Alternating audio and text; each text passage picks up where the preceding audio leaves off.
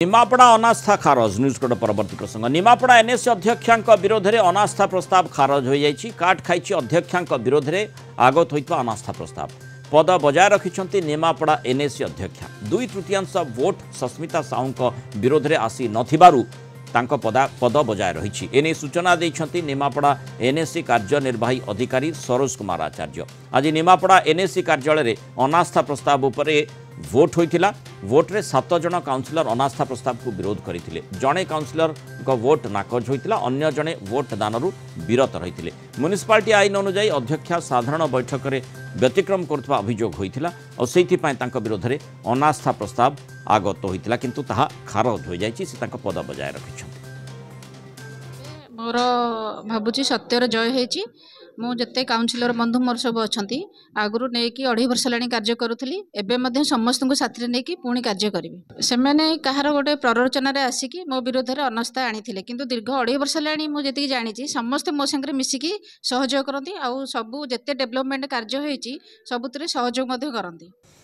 गोप reporter आशीष रंजन मिश्र हम सहित जोड़ी होइछन्ते अधिक आलोचना करबा। आशीष, जो भली भाव में अनास्था प्रस्ताव आसीथिला किंतु अनास्था काट खाइछि और सेथिपाई जो 2/3 वोट आवश्यकता रही अनास्था को बजाय रखा ताहा हेला नहीं, जोंथिपाई अनास्था काट खाइला। देख मुरली आम कहीपर 2022 रे जतबले परिषद गठन होइतिला से समय 7टी बीजेडी 3टी बीजेपी एवं जड़े स्वाधीन परिषद काउंसिलर को लेकिन परिषद गठन होइतिला। किंतु गत 12 तारिख दिन 8 जन काउंसिलर मिलित भाव में पूरी जिलापाल पाखे एक अभियोग आनी एनएससी अध्यक्ष अनास्था पाई। किंतु तापर जितेबाला मोहर मारी पूरी जिलापाल आज होइतिला मतदान।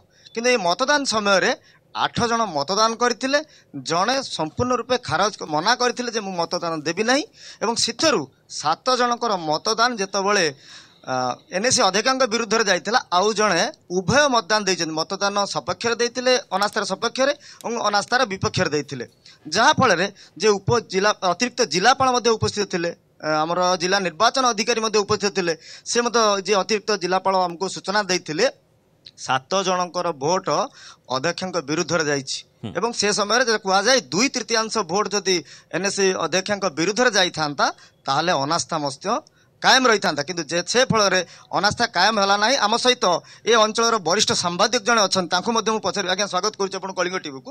देखो जितेबाला आज एनएससी अध्यक्ष अनास्था प्रस्ताव मतदान कराला ये नहीं तमाम घटना कौन थी आज्ञा? गत 12 तारिख दिन बीजेपी 8 जन काउंसिलर पूरी जिलापाल निकट में अभियोग करते निमापड़ा एनएससी रे अनास्था प्रस्ताव आगत करने। निमापड़ा एनएससी ओडिशार उपमुख्यमंत्री प्रभाती परिडा घर ठारू मात्र 50 मीटर दूर। प्रभाती परिडा जो प्रतिभा जो छवि मलिन करने तांकू बदनाम करने ताकू चक्रांत फसाइबा पूर्वतन विधायक समीर रंजन दासंकर ए थेला गोटे चक्रांत अनास्था। तेणु आज से समीर दास चक्रांत करी जो 8 जन काउंसिलर मान भितरू 8 जन काउंसिलर को 4 दिन अज्ञातवास रखागला। तांकू कौन भोट केमिति दिया जाए शिक्षा गला नहीं, किंतु तांको भितरू जड़े काउंसिलर आज भोट खारज कर देइछंती, तांको नाकच होई जाइछंती। फल रे ए जो निमापड़ा एनएससी अध्यक्ष तांकर पदवी कायम रखिछंती। ए होती निमापड़ा राजतंत्र हईचई सृष्टि करिछि। जण उपमुख्यमंत्री निर्वाचन मंडली निज एनएससी घर पाखर साधारणतः एनएससी काउंसिलर 8 जन को रखी पाइले नहीं, जहाँकि अनास्थारे आज बीजेडी विजय है एवं बीजेडी नगरपाल तांको पद बजाई रखिले। आज पर्यंत यही जो 8 जन काउंसिलर थिले अभियोग करथिले एमाने मध्य बीजेडी टिकेट रे विजयी होइथिले। सेमानक मध्यरु अधिकांश 6 जन काउंसिलर बीजेडी टिकेट रे विजयी होइथिले, किंतु तांको सभ्य पता आज बंद रद्द करा जाय नहीं। सेमाने उद्देश्यमूलक भाव में व्यक्तिगत स्वार्थ पाई एवं नगरपालिका को एक सखी कंढे करी रिमोट करबा पाई तांकर गोटे चक्रांत थिला।